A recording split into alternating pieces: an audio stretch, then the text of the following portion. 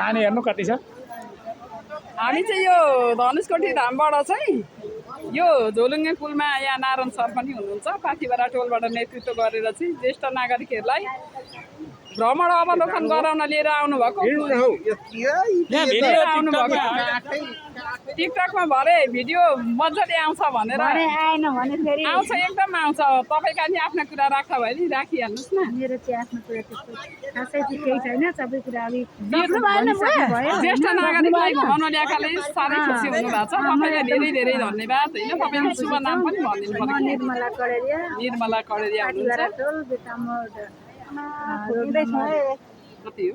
मेरो चाहिँ पाथिभरा टोल road number 6 हो दाजु। अनि म चाहिँ पाथिभरा टोल महिला सेवा संस्थाको समितिको उहाँले धेरैवटा सङ्घ संस्थाहरू सम्हाल्नु भएको रहेछ र आज ज्येष्ठ नागरिकलाई यहाँनिर घुमाउन ल्याउनु भएको रहेछ, ल्याएको छ। आमाहरूलाई चाहिँ हामी चाहिँ एउटा भोलिन्टियरको रूपमा सहयोगको लागि आएको, उमेर पुगेर 60 वर्ष कटेर आएको थियो होइन। बुवा आमाहरूलाई चाहिँ सहयोगको लागि आएको छौँ।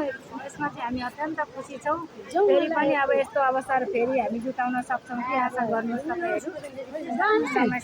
निर्मलाजी तपाईँलाई धेरै धेरै धन्यवाद छ। सधैँभरि यस्तै यस्तै समाज सुधारका र ज्येष्ठ नागरिकहरूको भलाइ र उद्धार गर्दै हिँड्नु होला। बुढाबुढी मान्छेलाई घुमाउन लिएर आउनुभयो र मेरो पछाडि यहाँ धेरैजना वृद्धहरू हुनुहुन्छ, ज्येष्ठ नागरिकहरू हुनुहुन्छ। यो चाहिँ धनुषकोटी धामबाट यसो जाँदाखेरि चाहिँ माईमा माथि 87को झोलुङ्गे पुल हो होइन। म यताबाट पनि देखाउँदैछु हजुरहरूलाई।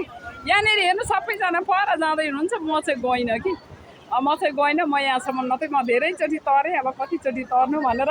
यहाँ हाम्रो सबैभन्दा ज्येष्ठ मित्र बिर्तामठ 5 मित्र नगर टोलको चाहिँ विष्णुमाया घिमिरे, हाम्रो नारायण घिमिरेको आमा हुनुहुन्छ र नारायण घिमिरे चाहिँ होमनाथको आमा हुनुहुन्छ।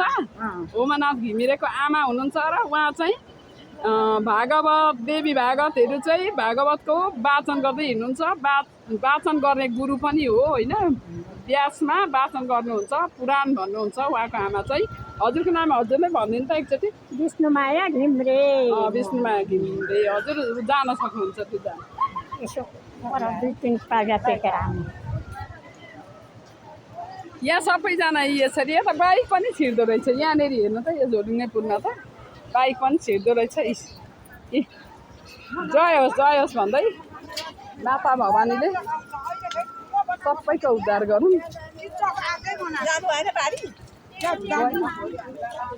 यहाँनिर साथीहरू सबैजना हुनुहुन्छ। हामी वार्ड नम्बर 5 का हौँ। कोही चाहिँ कति साथी हो, दिदीबहिनी जस्तै साथी हो।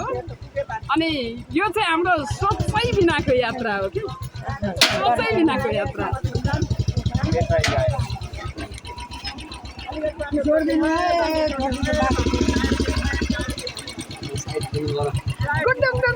जाउँछ भाइ एकदम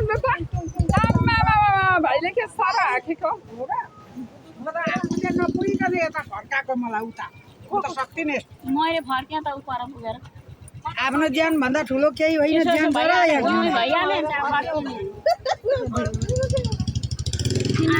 छिटो भन्नु